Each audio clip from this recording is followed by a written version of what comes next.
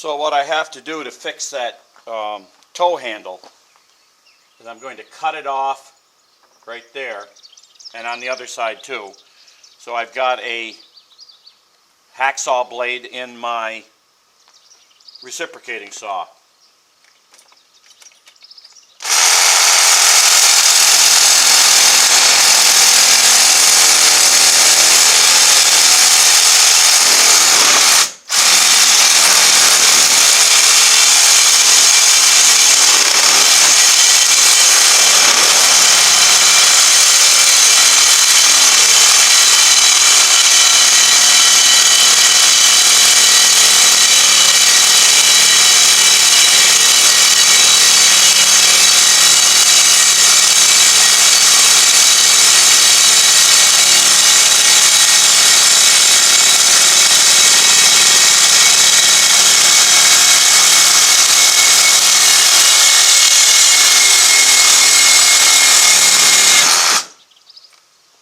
There.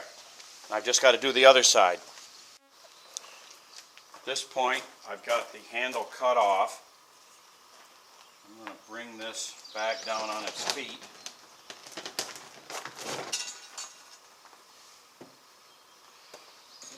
Like that.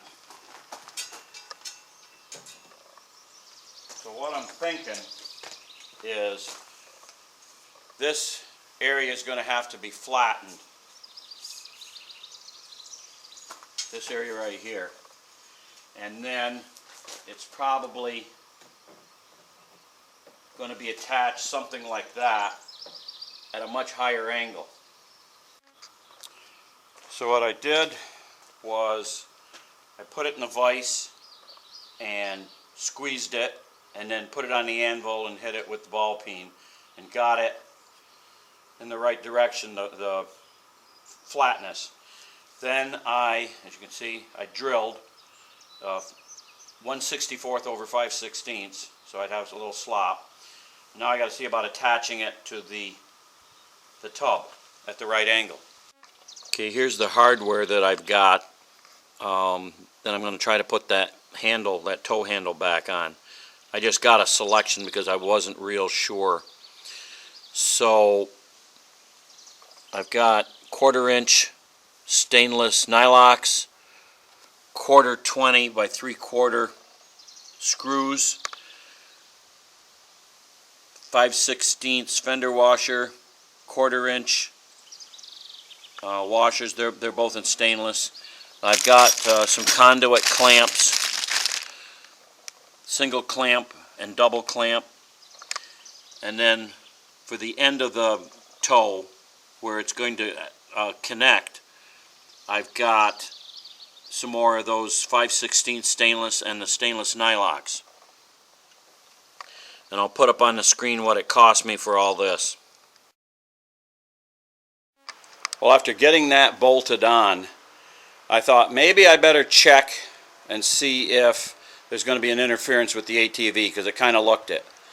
And yeah, it does. So I determined that from where it was before to where it is now, I've got to shorten it 13 inches, which is right there, and then bolt it back down. So we're going to go with that. And I got myself a new blade because that other blade was pretty dull. It was worn out. So this ought to cut considerably better.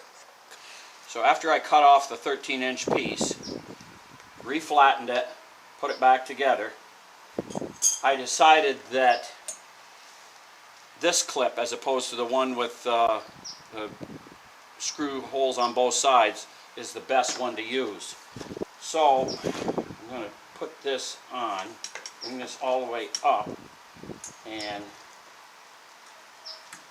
get a good place for that to mount, held up at the maximum, and then I will drill it and bolt it.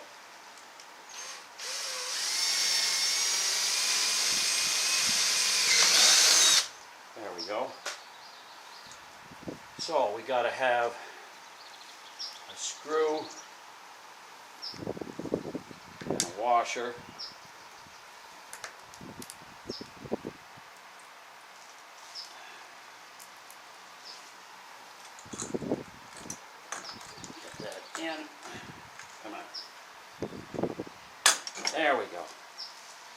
And then another washer and nylock. And of course this is all stainless.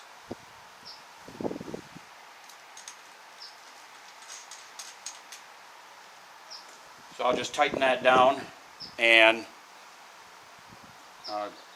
I'll do the other side, then I'll tighten them both down. That'd probably make more sense. I've got the cart hooked to her lawnmower because we've got to go to the neighbor's. He's got some trees and brush and stuff that he wants taken care of. So we've loaded up the cart and we're going to take it over. We extended the tow hitch and connected it up. It's kind of low, but it'll work.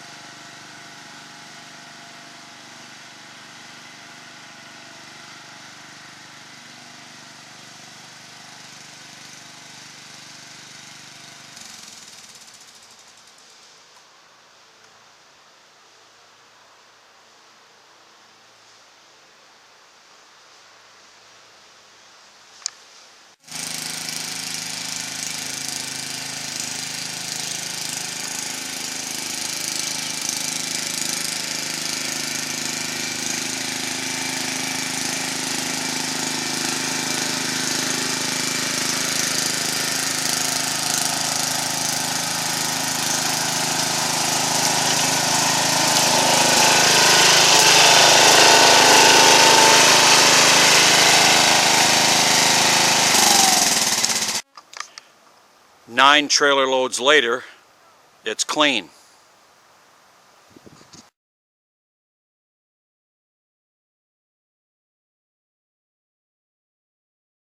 Some people may have questioned why I put such a big tub on. This is one of the reasons why I spec'd out the big tub, so I could make one trip. This stuff is not heavy, it's just bulky, and the cart takes it just fine. When it pulls real easy too. Here I am digging a trench for an underground line, and I'm using my utility cart to take away the earth.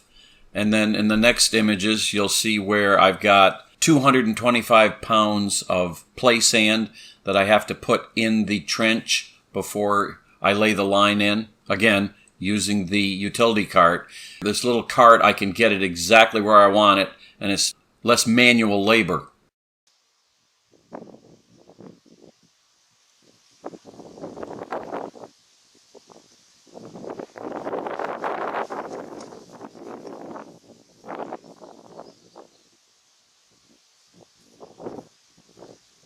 What I've got here is a bunch of brush that I cut the other day. Maybe a good test of the new handle. Although I think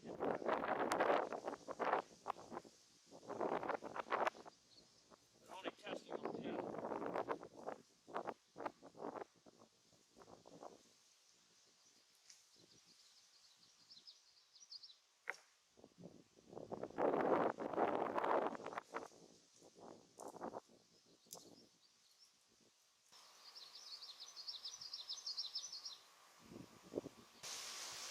Got some weed trees and stuff that were growing up.